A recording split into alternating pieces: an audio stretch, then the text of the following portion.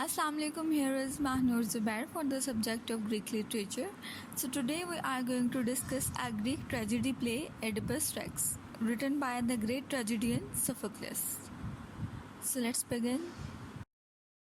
Aristotle ने अपनी किताब पोएटिक्स में ट्रेजेडी की जो डेफिनेशन की है उस डेफिनेशन के स्टैंडर्ड्स पर और उसकी सारी रिक्वायरमेंट्स को जो प्ले फुलफ़िल करता है या जो ड्रामा फुलफ़िल करता है उसके स्टैंडर्ड्स पर पूरा उतरता है वो एडिपस रेक्स ही है।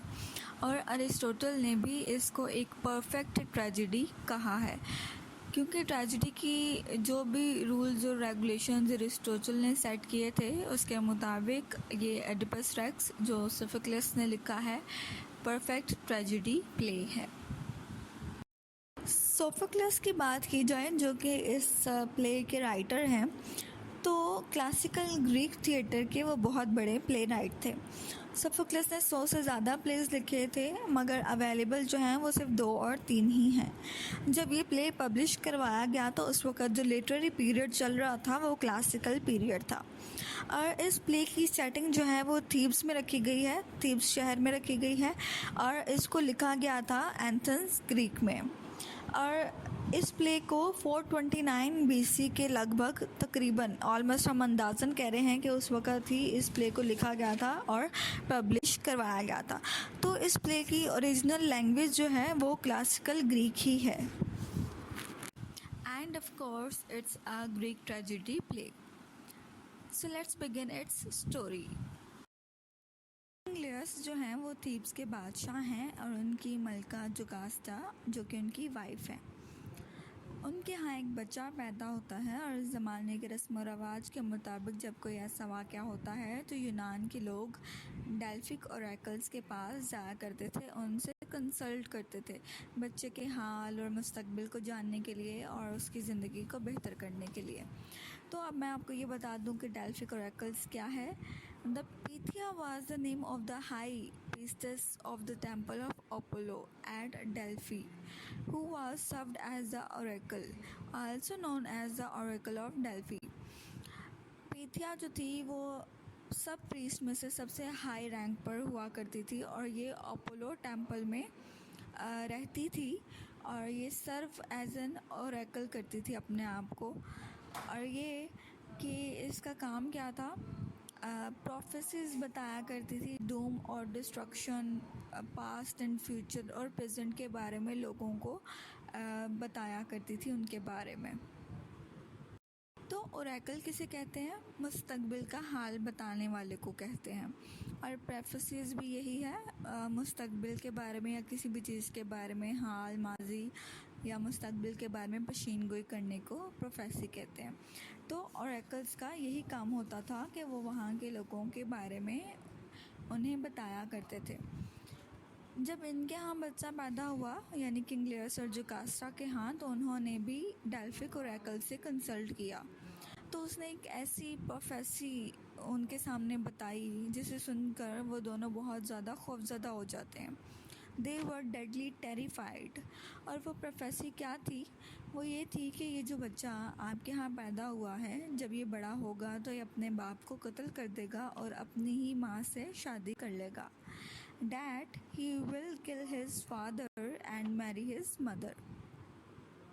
वो दोनों इतने खौफज़दा हो जाते हैं तो वो कहते हैं कि हम इस बच्चे को कत्ल कर देते हैं, मार देते हैं क्योंकि उनका ओरेकल्स पर बहुत स्ट्रॉन्ग बिलीफ होता था और वहाँ के लोग इस बात पर पुख्ता यकीन रखते थे कि जो भी ओरेकल्स कहते हैं वो होकर ही रहता है। तो लिहाजा वो बहुत एक पुख्ता यकीन उन पर रखते थे और वो श्योर भी थे कि अब जो इन्होंने कह दिया है वो होकर ही रहेगा। लिहाजा बादशाह और उसकी जो मलका है वो डिसाइड करते हैं कि हम अपने इस बच्चे को, छोटे से बच्चे को मार देंगे, कत्ल कर देंगे। तो किंगलियस जो है वो अपने महल में से एक शेफर्ड को बुलाता है और अपने इस बच्चे को शेफर्ड के हवाले कर देता है। अब यहाँ पर ये बात नोटिस कीजिएगा कि इस बच्चे को पैदाइश पर ही ओडिपस का नाम नहीं दिया जाता बल्कि ये ओडिपस नाम है इसका बहुत बाद में रखा जाता है जिसे हम आगे डिस्कस करेंगे ही। और बादशाह शेफर्ड को कहता है कि इस बच्चे को तुम दूर कहीं पहाड़ों में ले जा कर के मार दो और इसके पाँव को ज़ख्मी कर देना और फिर इसे कहीं फेंक देना, ये खुद ही मर जाएगा। और ऐसा ही होता है। शेफर्ड जो है वो बच्चे को ले जाता है और जब वो कहीं दूर सरहदी इलाके में अपनी बकरियां चराने जाता है तो वहीं पर इस बच्चे को भी अपने साथ ले जाता है और वहीं पर जाकर इस बच्चे के पाँव को ज़ख्मी कर देता है। मगर शेफर्ड को इस बच्चे पर तरस आ जाता है और वो सोचता है कि मैं इस बच्चे को नहीं मारूंगा बल्कि किसी और के हवाले कर देता है। वहीं पर एक और शेफर्ड था जो कि इस प्ले में मैसेंजर के नाम से जाना जाएगा। वो भी वहीं पर अपनी बकरियां चराने आया हुआ था और उस मैसेंजर का ताल्लुक़ जो है उस शेफर्ड का ताल्लुक़ कोरिंथ से था, यानी दूसरे मुल्क से था। शेफर्ड कहता है कि इस बच्चे को तुम रख लो, यानी वो मैसेंजर के हवाले उस बच्चे को कर देता है और उसे कहता है कि तुम इसे पालना और इसे मारना मत। मैसेंजर जो है वो बच्चे को अपने हवाले ले लेता है और कोरिंथ वापस चला जाता है। कोरिंथ जाकर वो कोरिंथ के बादशाह किंग पॉलीबस और उसकी वाइफ मेरब के महल में जाता है और वो बच्चा उनको दिखाता है। वो नेचुरली बच्चे के साथ बहुत अटैच हो जाते हैं और क्योंकि पॉलीबस और क्वीन मेरब की अपनी कोई औलाद नहीं होती है, लिहाजा वो फ़ैसला करते हैं कि हम इस बच्चे को अपना नाम देंगे और इसकी परवरिश शहज़ादों की तरह करेंगे और यही हमारा जानशीं होगा। देखते ही देखते ये बच्चा जो है वो जवान हो जाता है और कोरिंथ में ही रहता है और इस बच्चे को यही पता है कि पॉलीबस उसका फादर है और मेरब जो है वो उसकी मदर है। अब होता कुछ यूँ है कि एक वाक़या पेश आता है जो कि ऑडिपस को झंझोड़ कर रख देता है। होता कुछ यूँ है कि ऑडिपस एक पार्टी में जाता है और वहाँ पर एक आदमी से इसकी बहस हो जाती है, जो कि वो बहस काफ़ी हॉट डिस्कशन में चेंज हो जाती है और वो आदमी गुस्से में कह देता है कि तुम तो अपने पॉलीबस यानी किंग पॉलीबस के बेटे ही नहीं हो, तुम तो उसकी औलाद ही नहीं हो। ऑडिपस को ये सुनकर के काफ़ी हैरानी होती है और वो गुस्से के आलम में वापस आ जाता है। महल वापस आ कर के वो किंग पॉलीबस और मेरब से पूछता है कि आप मेरे बाप नहीं हैं और क्या आप मेरी वालिदा नहीं हैं और मेरी हकीकत क्या है। तो एक क्यूरियोसिटी के साथ वो ये सब सवाल अपने किंग पॉलीबस और मेरब से करने लगता है, लेकिन उन्होंने इसे कोई जवाब नहीं दिया। अब ये वहाँ से मायूस होकर के चला जाता है और कहाँ जाता है, ऑरेकल्स के पास जाता है और जब उनसे कंसल्ट करता है, उनसे पूछता है कि मेरे वालिदैन कौन हैं, तो ऑरेकल उसके इस जवाब में एक और प्रोफेसी सुना देते हैं जिसे सुनकर ऑडिपस और ज़्यादा परेशान हो जाता है। और ऑरेकल्स का कहना था कि तुम अपने बाप और माँ के बारे में पूछ रहे हो, तुम तो अपने बाप को खुद कत्ल करोगे और अपनी माँ से शादी करोगे। यह सुनकर के ऑडिपस और ज़्यादा परेशान हो जाता है और वो सोचता है कि मैं यहाँ पर क्या पूछने आया था और इन ऑरेकल्स ने मुझे क्या जवाब दे दिया। तो ये सुनकर और ज़्यादा बेचैन हो जाता है, परेशान हो जाता है, क्योंकि ऑडिपस का ख़ुद का भी ये यकीन था कि ऑरेकल्स की जो प्रोफेसी है वो पूरी होती है। वो भी ये स्ट्रॉन्ग बिलीव रखता था कि ऑरेकल्स जो कहते हैं वो होकर ही रहता है। तो मैंने आपको ये बताया था कि आप याद रखिएगा कि ऑडिपस का नाम इस बच्चे को उसकी पैदाइश वक़्त नहीं दिया गया था, ये नाम जो है वो बाद में दिया गया था। तो बाद में कब दिया गया, जब मैसेंजर इस छोटे से बच्चे को किंग पॉलीबस के हवाले कर देता है। तो जब किंग पॉलीबस और मेरब इसे अपना बेटा समझकर पालने लगते हैं, वहाँ पर इस बच्चे का नाम ऑडिपस रखा जाता है, क्योंकि इस बच्चे के पाँव ज़ख्मी थे, सूजे हुए थे, स्वेलिंग फीट थे, लिहाजा इसका नाम ऑडिपस रखा गया।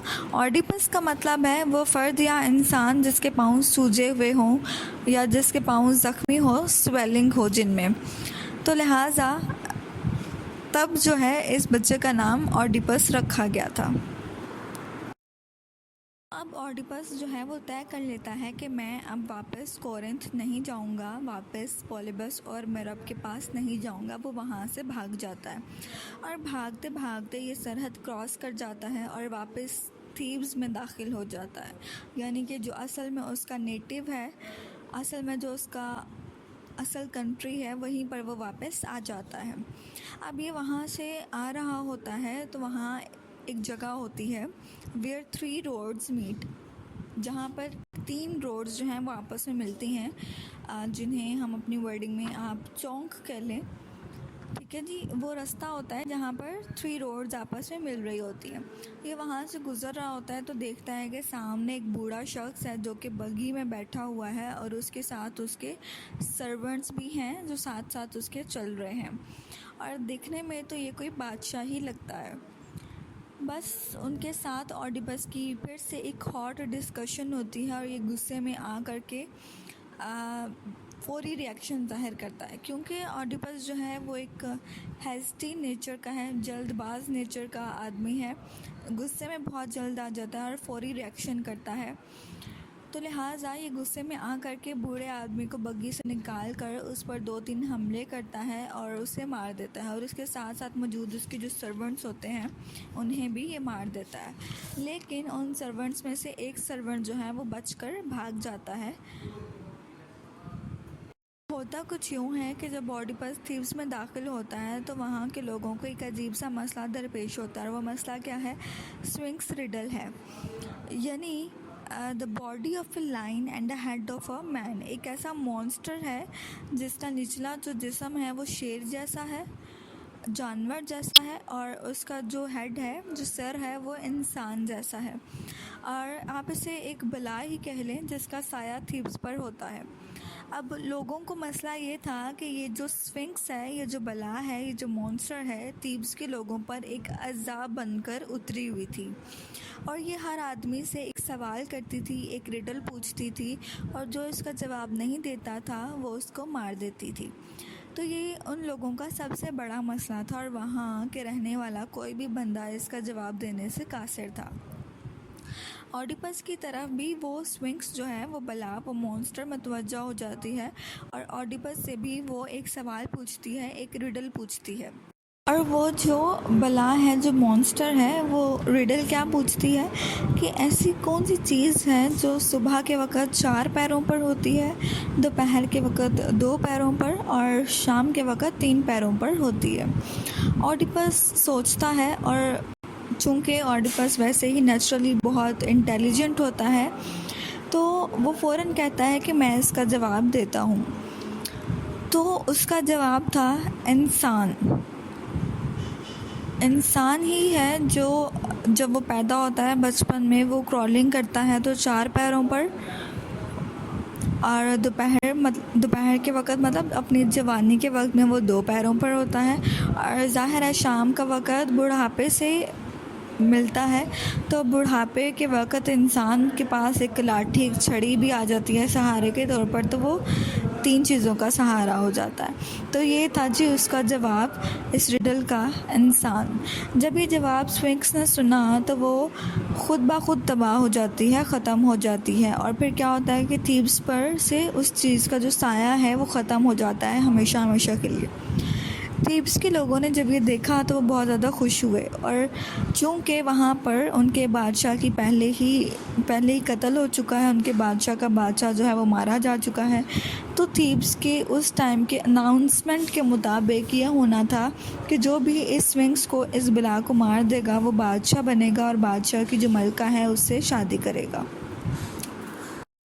अब देखें ये जो डेस्टिनी है, ये जो किस्मत है, किस तरह से ऑडिपस को कहाँ से उठा करके कहाँ वापस उसी जगह पर ला रही है, जिस जगह से वो भागता फिर रहा है और उसी तरफ वापस आता जा रहा है। अपनी तरफ से तो ऑडिपस खुद को बचा रहा है, और वहाँ से वो कॉरिंथ से भाग कर कहीं आया है कि कहीं मैं अपने बाप को ना मार दूँ और कहीं अपनी माँ से शादी ना कर लूँ, जबकि असल में थीब्स ही वो जगह थी जहाँ से उसको बचना चाहिए था, जहाँ उसे नहीं आना चाहिए था, जहाँ से वो भाग रहा था खुद वहीं चलकर उस जगह पर आ जाता है। तो ये डेस्टिनी है जो उसको खुद वहाँ पर ले आई है। और फिर ऐसा ही होता है, ऑडिपस जो है वो बादशाह बन जाता है थीब्स का, और वादे के मुताबिक बादशाह की जो मलका है उससे वो शादी भी कर लेता है, और ये जुकास्टा ही है जो कि असल में उसकी मदर है। तो यहाँ पर ओरेकल की जो वो प्रोफेसी थी, वो पशीन गई थी, सच साबित हो जाती है। यानी ये जो बच्चा है अपने वालिद को कत्ल कर देगा और अपनी मदर से शादी कर लेगा। तो ऑडिपस ने खुद अपने बाप को कत्ल भी कर दिया और शादी भी कर ली।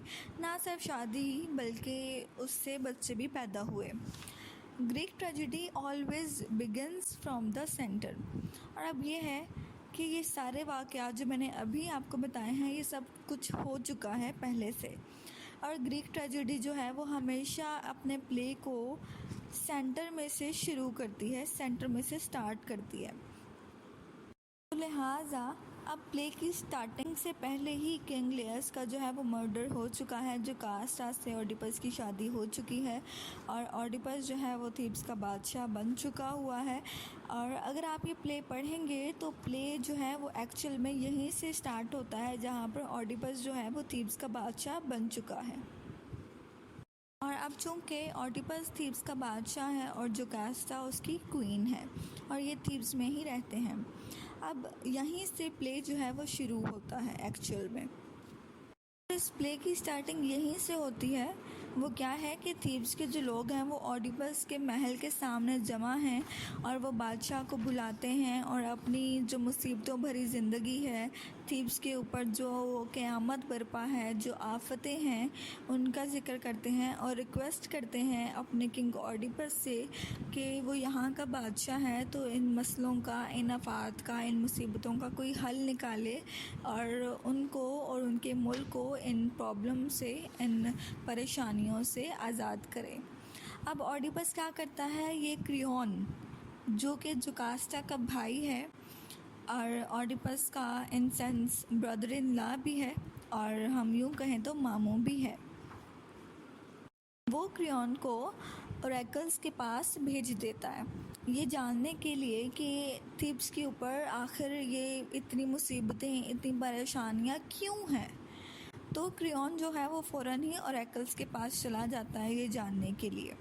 तो ओरेकल्स जो हैं वो क्रियोन को क्या बताते हैं कि किंग लियस जो कि पहले बादशाह था थीब्स का, उसको जिस इंसान ने कत्ल किया वो यहीं पर थीब्स में मौजूद है।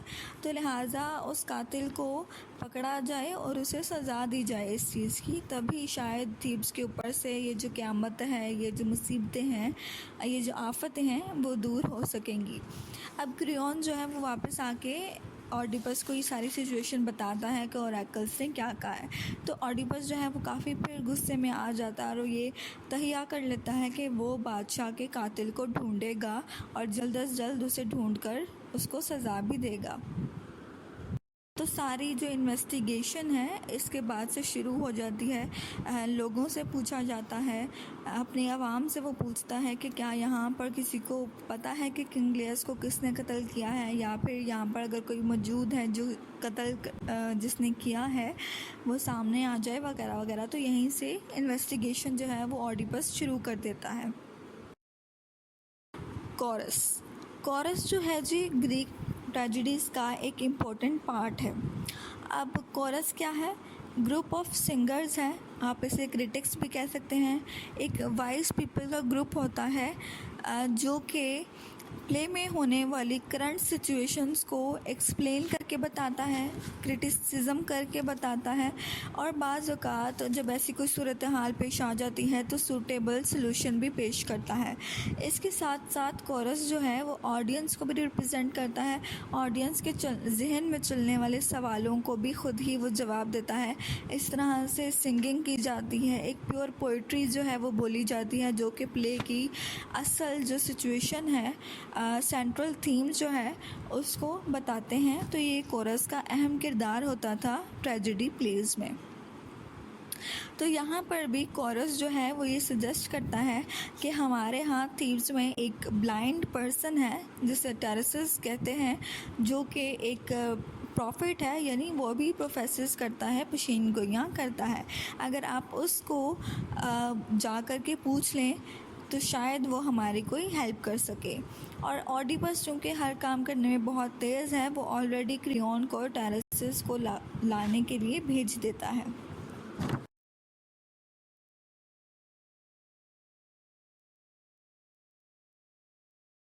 जब क्रियोन टायरसिस को लेने उसके पास जाता है तो वो उससे ये सारे मामले पर बात करता है। तो टायरसिस कहता है जवाब में, अपनी मशीन को ये कहता है कि इस शहर में थीब्स के अंदर एक बहुत ही गुनाहगार शख्स मौजूद है, एक सिनर जो है वो मौजूद है। जब तक थीब्स के लोग उसे नहीं पहचान लेंगे, उसे सज़ा नहीं दे देंगे, तब तक थीब्स के ऊपर से ये सारी बलाएं, ये सारी आफतें, ये सारी मुसीबतें नहीं जाएंगी, बल्कि एक के बाद एक मुसीबत उन पर आती ही रहेगी जब तक वो गुनाहगार, वो सिनर इस शहर में, इस जगह पर मौजूद रहेगा, जब तक उसे सज़ा नहीं मिलेगी। टायरसिस जब महल में आता है तो जब वो ऑडिपस को अपने सामने देखता है तो वो सोचता है कि काश मैं यहाँ नहीं आता, मैंने यहाँ पर आकर गलत कर दिया। क्योंकि वो मशीन को यहाँ करता था तो लिहाजा ऑडिपस को देखकर उसको सारे मामलात का खुद ही इल्म हो जाता है। ऑडिपस की उसके साथ भी एक और डिस्कशन हो जाती है, क्योंकि ऑडिपस उसको कहने लगता है कि तुम बता नहीं रहे हो मुझे, असल बात जो है वो छुपा रहे हो। ऑडिपस जो है उस पर इल्ज़ाम लगाता है कि तुम कोई चीज़ छुपा रहे हो, मुझे बता नहीं रहे, या फिर कहता है कि तुम्हें तो शायद कुछ पता ही नहीं है क्योंकि तुम तो अंधे हो। तो ऑडिपस जो है वो उसके अंधेपन का भी मजाक उड़ाता है। तो जब टायरसिस गुस्से में आ जाता है तो वो कहता है, सुनो फिर, अब तुमने मुझे अंधा कहा है तो फिर एक वक्त आएगा जब थीब्स में से, इस शहर में से तुम अंधे बनकर, तुम ब्लाइंड बनकर निकलोगे। और तुमने मुझे बेखबर कहा है तो मैं तुम्हें बता दूं कि बेखबर मैं नहीं हूँ, असल में तो बेखबर तुम हो। सुनो, इस थीब्स के अंदर जो गुनाहगार और जो सिनर है वो और कोई नहीं बल्कि तुम खुद हो। और टायरसिस ये कह करके वहाँ से चला जाता है। बस ये सब कुछ सुनकर और ज़्यादा परेशान हो जाता है और वो क्रियोन पर इल्ज़ाम लगाता है इसका कि शायद क्रियोन की साजिश है, क्रियोन उसका जो तख्त हासिल करने के लिए सब कुछ कर रहा है और टायरसिस के साथ मिलकर क्रियोन ने ही ये सब प्लानिंग की है। तो ऑडिपस जो है वो क्रियोन पर ट्रेजन चार्जेस लगा देता है, मतलब उसे गद्दार करार दे देता है। तो इस मामले के बीच में जो कैस्टा आ जाती है वो अपने भाई को आकर के बचाती है और साथ ही वो ऑडिपस से कहती है कि वो इन प्रोफेसिस का, इन ओरेकल्स का यकीन ना करे। और साथ ही साथ जो कैस्टा अपने साथ होने वाले वाक़या का जिक्र करती है कि कई साल पहले जब उनके यहाँ उसके और किंगलेस के यहाँ जब बच्चा पैदा हुआ था तो अभी इन ओरेकल्स ने यही प्रोफेसी की थी कि वो बच्चा जब बड़ा होगा तो बड़े होकर अपने बाप को मार देगा और अपनी ही माँ से शादी करेगा। तो इसके साथ जो कैस्टा कहती है कि देखो हमारा बच्चा तो मर गया, ज़िंदा नहीं है, तो लिहाजा इनकी ये प्रोफेसी जो है गलत है, तो तुम इन बातों पर, इन सब पर यकीन ना करो, ये सब जो है वो झूठ बोलते हैं। जो कैस्टा ये सब कह तो देती है लेकिन कहीं ना कहीं उसके दिल में भी शक आना शुरू हो जाता है। अगर ऑडिपस सोचता रहता है, परेशान होता रहता, और अब उसका वाहिद मकसद किंगलेस के कातिल को ढूंढकर सज़ा देना थी ताकि थीब्स के ऊपर से ये सारी अफवाह जो हैं वो टल सकें। मगर जब भी वो सोचता, जितना भी इस चीज़ को कुरेदता, तो हर बार शक जो है वो उसकी अपनी तरफ ही जाता। तो वो इस चीज़ से सोचकर और ज़्यादा परेशान हो जाता है। अब होता कुछ यूँ है कि कोरिंथ से, मतलब दूसरी कंट्री से एक बंदा आता है और ऑडिपस से मिलने उसके महल में आता है। और वो बंदा कौन है? मैसेंजर है। और वो ऑडिपस से आकर कहता है कि तुम्हारा बाप पॉलीबस जो है वो मर गया है और अब कोरिंथ के लोग तुम्हें वापस बुला रहे हैं ताकि तख्त पे तुम्हें बिठाया जाए और ताज जो है वो तुम्हें पहनाया जाए कि कोरिंथ का बादशाह जो है वो अब तुम बनोगे। तो ये सब सुन करके ऑडिपस के अंदर से शक और शुबा जो है वो दूर हो जाता है और उसे थोड़ी सी तसल्ली होती है ये सुन करके, और वो खुश भी होता है कि चलो ये तो साबित हुआ कि मैंने अपने बाप को कत्ल नहीं किया, कि मेरा बाप जो है वो नेचुरल डेथ मरा है। और इसी बात पर मैसेंजर ये सुनकर कहता है कि अगर तुम ये सोच रहे हो कि पॉलीबस और मेरोप तुम्हारे असल माँ बाप हैं तो ऐसा नहीं है, वो तुम्हारे असल माँ बाप नहीं थे। अब ऑडिपस मैसेंजर की तरफ मुतवज्जा हो जाता है और कहता है कि फिर मुझे बताओ कि मेरी असल हकीकत क्या है, मैं किसका बेटा हूँ, मुझे उन्होंने कहाँ से लिया, कहाँ से मैं उनके महल में आया। तो मैसेंजर ने कहा कि मैं एक पहाड़ी सरहदी इलाके में बकरियाँ चराया करता था, तो वहीं पर मुझे एक शेफर्ड मिला और उसके पास एक छोटा सा बच्चा था जो कि उस बच्चे को उसने मेरे हवाले कर दिया और कहा कि तुम इस बच्चे को पालना, इसको मारना मत। तो मैं वो बच्चा ले जा कर के अपने शहर के जो बादशाह हैं पॉलीबस, उनको दे दिया, क्योंकि उनकी कोई औलाद नहीं थी। तो उन्होंने ही तुम्हें अपना बेटा बनाकर जो है वो पाला, मगर असल में वो तुम्हारे वालिदैन नहीं थे। तो ऑडिपस कहता है कि क्या तुम इस शख्स को पहचान लोगे जिसने मुझे तुम्हारे हवाले किया था उस वक्त? तो मैसेंजर कहता है कि वो एक शेफर्ड था और उसका ताल्लुक़ किंग के ख़ानदान से ही था, और वो बच्चा जो उसने मेरे हवाले किया था वो भी किंग की फैमिली से ही था। जोकास्टा ये सारी कहानी, इस सारी बात को समझ जाती है, और जो उसके दिल में जो शक था वो अब यकीन में बदल जाता है। वो सारी बात को समझ जाती है और वो बार बार ऑडिपस को कहती है कि इस बात को छोड़ दो, मत सोचो, मत कुरेदो, तुम्हें इसमें से कुछ नहीं मिलेगा। मगर ऑडिपस अपनी ज़िद पर डटा रहता है और वो कहता है कि चाहे जो भी हो, मैं अपनी हकीकत जानकर ही रहूँगा। शेफर्ड को बुलाया जाता है और शेफर्ड भी मान जाता है, यानी कि वो ये बता देता है कि किंग ने बच्चे को शेफर्ड के हवाले किया था और उसके पाँव को ज़ख्मी करने को कहा था, और वो ये भी बता देता है कि उसी ने ही वो बच्चा जो है मैसेंजर के हवाले कर दिया था। लिहाजा वहाँ पर जितनी भी शहादतें होती हैं, जितने भी प्रूफ्स मिलते हैं, जितने भी गवाह मिलते हैं, वो सब ऑडिपस के फेवर में ही जाते हैं। और किंग लियस के कत्ल की शहादत भी उसी वक्त मिल जाती है। वो कैसे कि जब ये मामला सारा हो रहा होता है तो जोकास्टा बताती है ऑडिपस को कि किस तरह से किंग लियस का कत्ल किया गया था। 3 रोड्स जहाँ पर मिलती हैं उस मुकाम पर किंग लियस को किसी ने मार दिया था, कत्ल कर दिया था। तो वो ये बात सोचकर ऑडिपस के जहन में दोबारा उसकी माजी की एक झलक आती है कि वो भी उस 3 रोड्स वाली जगह से गुजरा था और वहाँ पर उसने भी एक आदमी को कत्ल किया था। तो लिहाजा इस बात का भी शहादत, विटनेस जो है, प्रूफ जो है वहीं पर हो जाता है। सब गवाह, सब शहादतें ऑडिपस के ही फेवर में जाती हैं। तो एंड पे ये प्रूफ हो जाता है कि ऑडिपस ने ही अपने बाप को कत्ल किया है और जोकास्टा जो कि उसकी बीवी है वही ऑडिपस की असल में माँ है। तो ऑरेकल्स की जो प्रोफेसी थी वो यहाँ पर सच साबित हो जाती है। जोकास्टा ये सब कुछ सुन करके महल में वापस भाग जाती है और जा कर के खुद को फांसी दे लेती है, मर जाती है।